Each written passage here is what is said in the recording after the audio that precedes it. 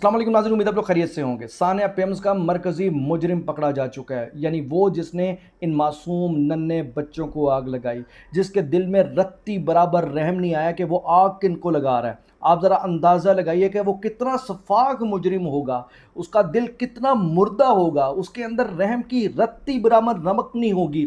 लेकिन आप देखें कि अब जब वो पकड़ा गया है तो अब यह हम सब पर फ़र्ज़ और कर्ज़ है कि उसको हम निशान इबरत बनाएं। हम निशान इबरत कैसे बनाएं? हम सब ने मिलकर मुतालबा करना है कि जनाब उसको एक तो सरेआम फांसी दी जाए। खाली सरेआम फांसी नहीं दी जानी चाहिए, बल्कि उसको सरेआम उसी वार्ड के अंदर, यानी पेम्स अस्पताल के उसी वार्ड के अंदर लटका दिया जाए, उसका खात्मा कर दिया जाए, हमेशा के लिए उससे जान छुड़ा ली जाए और इसे निशान इबरत बना दिया जाए। ये ज़रा आप लोगों ने अब मेरे साथ अहद करना है और आपने आखिर तक इस व्लॉग को देखना है और कमेंट बॉक्स पर अपनी राय का ज़रूर इजहार करना है। मैं आपसे सिर्फ एक दरख्वास्त करना चाहूँगा, please make it a trend. आप इसे ट्रेंड बनाइए, आप मेरे हम आवाज़ होइए और आप एक लम्हे के लिए उन सिसकती माओं के उस कर्ब और दर्द को और उन ख़ानदानों की बेबसी को सामने लाइए और बताइए कि अगले आप भी हो सकते हैं।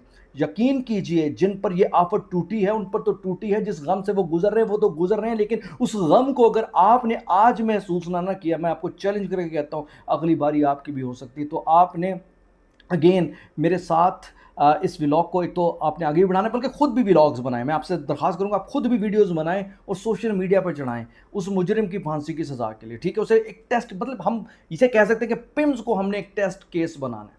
पिम्स को हमने एक टेस्ट केस बनाना है, इस सानिया को हमने टेस्ट केस बनाना है, ताकि आइंदा इस तरह का कोई वाक़या पेश ना आए। अच्छा, अब मैं ज़रा आपको उस मुजरिम के हवाले से बताने से पहले ज़रा ताज़ा तरीन सिचुएशन बता दूं कि अभी ताज़ा तरीन जो इत्तलात आ रही हैं उसके मुताबिक तहकीकात जो हैं, इब्तदाई तहकीकात वो मुकम्मल हुई हैं और इब्तदाई तहकीकात में जो वजह बनी है इस आग लगने की, वो है इनक्यूबेटर होता है ना जिसके अंदर बच्चा पड़ा होता है, उस इनक्यूबेटर के साथ एक सिलेंडर पड़ा होता है।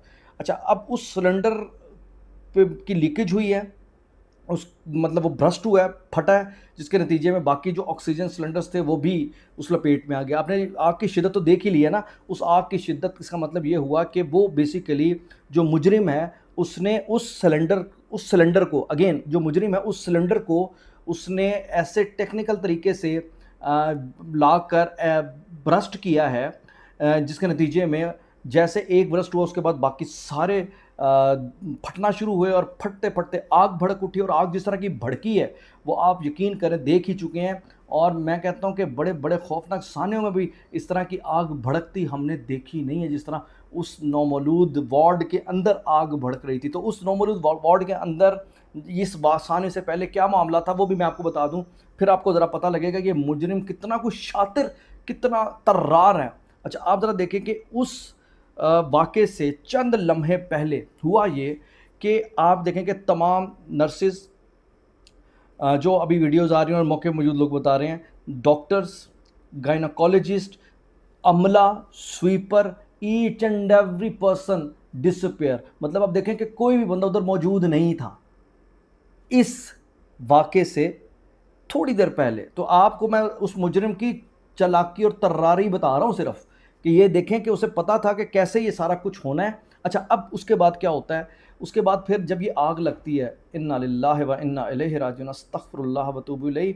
आप देखें कि लोगों की तरफ से जिस तरह चीज़ें सामने आई और जो पिम्स हस्पताल के अंदर की जो गलाजत है, जिस तरीके से सफाक लोग उधर बैठे हुए हैं, डॉक्टर्स उधर बैठे हुए हैं, इंतज़ामिया उधर बैठी हुई है, सारे उधर बैठे हैं, सारे खुल के सामने आते हैं और कैसी कैसी दास्तानें लोगों की तरफ से सुनती हैं। लोग आज चीख रहे हैं, एक बंदा है जिसके 2 बच्चे जुड़वा, मतलब वो भी इस दुनिया से चले गए। अच्छा, अब जिस तरह का वार्ड था उसमें कहने वाले तो कह रहे हैं कि जी ये किसी तरीके से मतलब हमने 15 बच्चे शहीद हुए हैं, लेकिन जिस तरह की आ रही हैं ना तस्वीरें और जिस तरह की वीडियोज़ आ रही हैं उसके मुताबिक 15 बच्चे नहीं लग रहे भाई।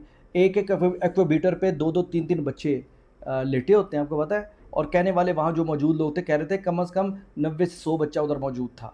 अब बात यहाँ पर ये है कि बच्चे किसके थे, उनकी हवालगी, उनके सारे मामला, ये इट्सेल्फ एक बहुत खौफनाक बात है। और यहाँ तक भी लोगों ने कहा है कि जी उनकी तो बॉडीज़ तक नहीं दी गई। अच्छा, अब इस सारे मरहले में शातिर मुजरिम कितना तर्रार है, میں ابھی وہ آپ کو چونکہ بتا رہا ہوں، یہ بیسیکلی ساری تمہید اس لیے باندھ رہا ہوں تاکہ آپ کو احساس بھی ہو اور آپ اس کو فار گرانٹیڈ نہ لیں، فار گرانٹیڈ نہ لیں۔ اچھا، وزیر اعظم پاکستان نے جناب اس پر نوٹس لے لیا، سیکرٹری ہیلتھ جو ہے اس پر ڈسمس ہو گیا، نوکری سے نکال دیا گیا، ایک انکوائری کمیشن بٹھا لیا گیا ہے، اور پیپلز پارٹی کی طرف سے کہا گیا کہ قرار واقع مجرمان کو سزا دیں۔ اچھا جی، پاکستان تحریک انصاف اس وقت اس پر پوری سیاست کر رہی ہے کہ جناب بڑا زبردست گورنمنٹ کی نااہلی ہے، یہ ہے وہ ہے، جبکہ میں آپ کو بتاؤں کہ پاکستان تحریک انصاف کے دور حکومت میں اتنے واقعات ہوئے، کبھی مارگرا ہل میں، کبھی G11 میں، کبھی I8 میں، کہاں کہاں آگ نہیں لگی، کہاں کہاں آگ نہیں لگی۔ مطلب آپ اندازہ لگائیں کہ کتنا شاطر مجرم ہے کہ آج پی ٹی آئی کا جو میڈیا سیل ہے اس کو بھی یوز کر رہا ہے، اس کو یوز کرتے ہوئے اس کو ڈائیورٹ کرنے کی کوشش کر رہا ہے۔ اب میں آپ کے سامنے ذرا میں اس مجرم کی اصل تصویر رکھ دوں۔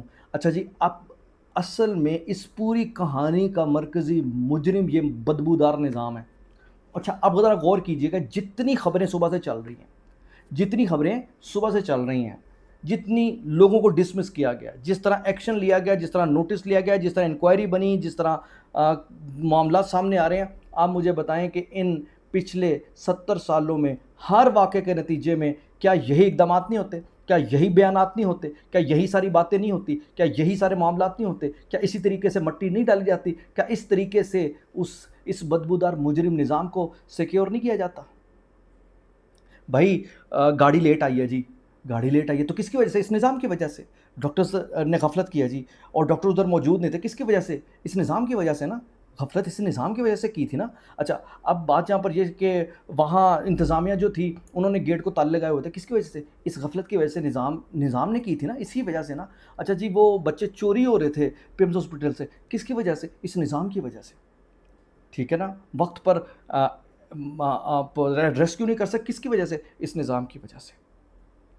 اچھا، ایکویبیٹر کے اور جو بیچ میں وہ سلنڈر پڑا ہوا تھا، اس سلنڈر کی مینٹیننس نہیں دیکھی گئی کہ وہ کہیں پھٹ تو نہیں جائے گا، کس کی وجہ سے؟ اس نظام کی وجہ سے۔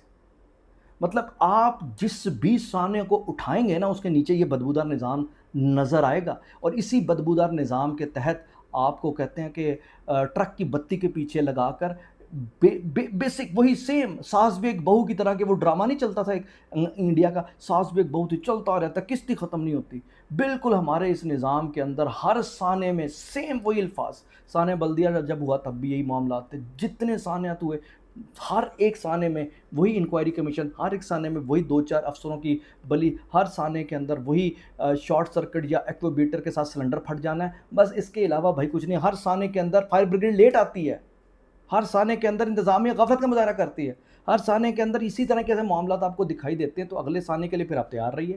اگر آپ اس سانے کو ٹیسٹ کیس بناتے ہوئے اس بدبودار نظام سے جان نہیں چھڑاتے تو سمجھ جائیں، اور اس بدبودار نظام سے جان چھڑانے کے لیے جب بات کی جاتی ہے کہ ہمیں اب اس نظام کو بدلتے ہوئے نئے انتظامی یونٹس قائم کرنے ہیں، ہمیں نئے صوبے بنانے ہیں، تو اس وقت موت پڑ جاتی ہے۔